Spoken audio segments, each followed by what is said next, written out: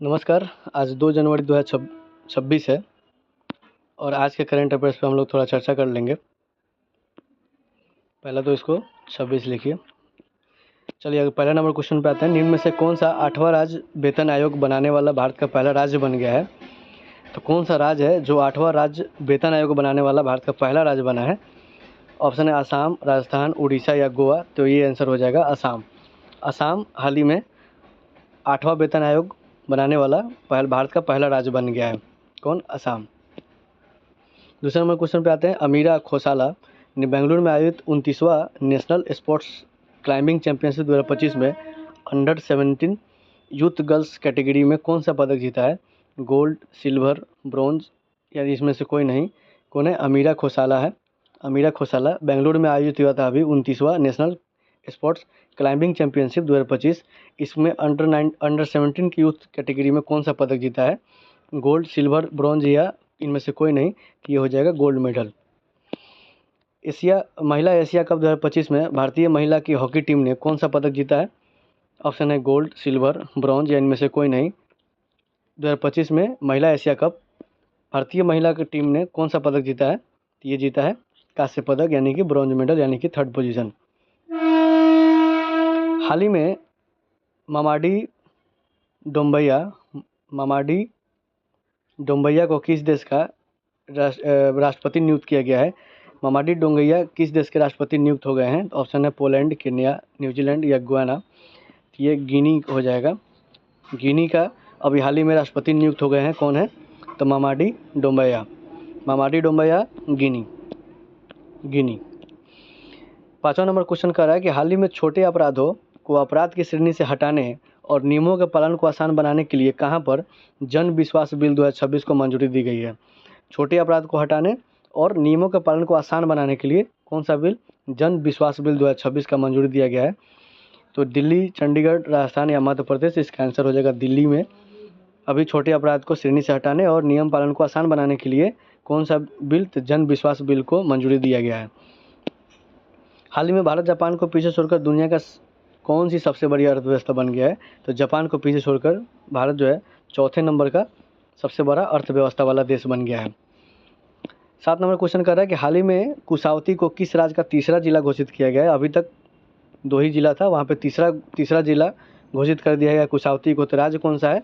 तो सिक्किम, मिजोरम, गोवा या और केरला में से ये गोवा है। गोवा में अभी तक 2 ही डिस्ट्रिक्ट था, अभी तीसरा डिस्ट्रिक्ट बनाया गया है, उसका नाम है कुशावती डिस्ट्रिक्ट। कितने रुपये की लागत से वित्त वर्ष 2026-31 की अवधि के लिए भारत में एक्सपोर्ट इकोसिस्टम को मजबूत करने और घरेलू कंपनियों के ग्लोबली मुकाबला करने में मदद करने के लिए मार्केट एक्सेस रिपोर्ट योजना शुरू किया गया है? मार्केट एक्सेस सपोर्ट योजना शुरू किया गया है। तो ऑप्शन है 3,931 करोड़, 4,131 करोड़, 4,331 करोड़ और 4,531 करोड़। तो ये हो जाएगा 4,531 करोड़ का मार्केट एक्सेस सपोर्ट योजना शुरू किया गया है। उसमें लागत इतना लगेगा 4,531 करोड़। अवधि क्या है? 2026 से 31 के लिए। भारत में जो एक्सपोर्ट इकोसिस्टम है उसको मजबूत करने के लिए और घरेलू कंपनियों का जो ग्लोबली मुकाबला है उसको मदद करने के लिए मार्केट एक्सेस सपोर्ट योजना शुरू की गई है, जिसमें रुपया कितना है? तो 4,531 करोड़।